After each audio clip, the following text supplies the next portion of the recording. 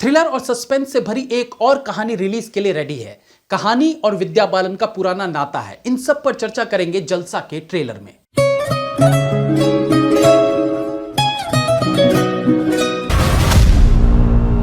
सब पता है मेरे को। कहानी फिल्म को रिलीज हुए पूरे 10 साल हो चुके हैं और ठीक उसी दिन विद्या बालन की एक और थ्रिलर सस्पेंस फिल्म का ट्रेलर रिलीज एक इत्तेफाक है या प्लानिंग के तहत किया गया। जो भी हो, बट ये टाइमिंग परफेक्टली सूट करती है। विद्या बालन एक ऐसी एक्ट्रेस है जो अकेले अपने दम पर फिल्म को खींचने का दम रखती है। कहानी जैसी थ्रिलर फिल्में इस बात के परफेक्ट एग्जाम्पल भी हैं। इस ट्रेलर के रिलीज होने की टाइमिंग को इसलिए भी बेहतरीन कहा जा सकता है कि ट्रेलर में दो लोग छाए रहे, विद्या बालन और शेफाली शाह। यानी एक बार फिर वुमेन पावर का तड़का इस फिल्म में देखने को मिलेगा और फिल्म का ट्रेलर भी वुमेन डे के इर्द गिर्द ही रिलीज हुआ है। बात करते हैं जलसा फिल्म के ट्रेलर की, जो शुरू होती है सुबह के 3 बजे हुए एक एक्सीडेंट से। परफेक्टली कोरियोग्राफ्ड एक्सीडेंट देखने को मिलता है, यानी बिलीवेबल।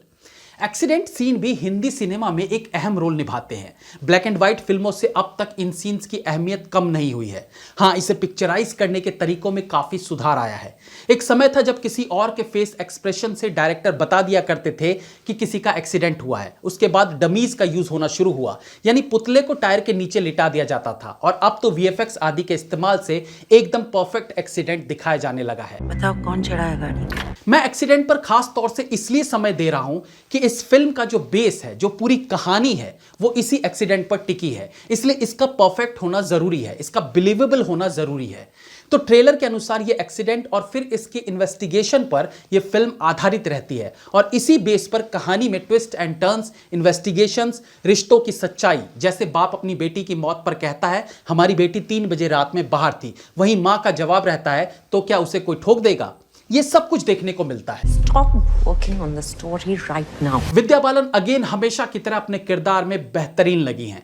ट्रेलर में जो दूसरी कलाकार लाइमलाइट चुराती दिख रही हैं, वो है शेफाली। अगेन एक प्रॉमिसिंग एक्टर जो इन दिनों कई फिल्मों और वेब सीरीज में लगातार बेहतरीन प्रदर्शन कर रही हैं। तो ठोक देने का उसको। इनके अलावा रोहिणी हतांगडी, सूर्या काशी भाटिया, मानव कौल, कशिश रिजवान और मोहम्मद इकबाल जैसे कलाकार भी देखे जा सकते हैं। क्या छुपा रहे हो मुझसे? तुम बताओ। फिल्म में एक्सीडेंट को थ्रिलर रूप देने के लिए इस एक्सीडेंट को कई एंगल से दिखाने की कोशिश की गई लगती है। एंगल से मेरा मतलब कैमरा एंगल्स नहीं, बल्कि शायद कई एक्टर्स के पॉइंट ऑफ व्यूज की। जब एक एक्टर इस इंसिडेंट के बारे में बताए तो एक्सीडेंट किसी और कैमरा एंगल से दिखाया गया हो, और जब दूसरा एक्टर इसी इंसिडेंट के बारे में बताए तो कैमरा एंगल अलग तरीके से इस एक्सीडेंट को दिखा रहा हो। क्योंकि ट्रेलर की शुरुआत में इस एक्सीडेंट को साइड एंगल से दिखाया गया है, लेकिन ट्रेलर में एक दूसरी जगह इसी एक्सीडेंट को गाड़ी चलाने वाले के एंगल से भी दिखाया गया है। इट मींस कि कहानी में बहुत सारा ट्विस्ट एंड टर्न्स की संभावनाएं बनती हैं। ट्रेलर में सुनाई देने वाला बैकग्राउंड म्यूजिक अगेन हमारा ध्यान अपनी ओर खींचने में सफल रहता है। मैं अपने रिव्यूज में बीजीएम की इंपॉर्टेंस पर अक्सर बात करता हूं, तो ट्रेलर में सुनाई देने वाला बीजीएम इस ट्रेलर के लेवल को बढ़ाने का काम करता है। चॉकलेट देगी ना तो किसको बोलेगा नहीं। ट्रेलर के लास्ट में एक बच्चे का डायलॉग सुनने को मिलता है कि सब पता है मेरे को, लेकिन एक चॉकलेट देगी ना तो मैं बोलेगा नहीं किसी को। मूवी में भले इस डायलॉग का महत्व अलग तरीके से हो, या मे बी जिस तरीके का सस्पेंस ये ट्रेलर में क्रिएट कर रहा है वैसा फिल्म में ना हो, बट एक ट्रेलर के लिए इस तरह के सीन्स बहुत मायने रखते हैं।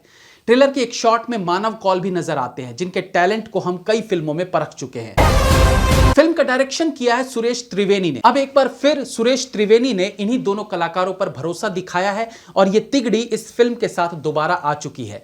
फिल्म Amazon प्राइम वीडियो पर 18 मार्च को रिलीज होगी। Have a nice day.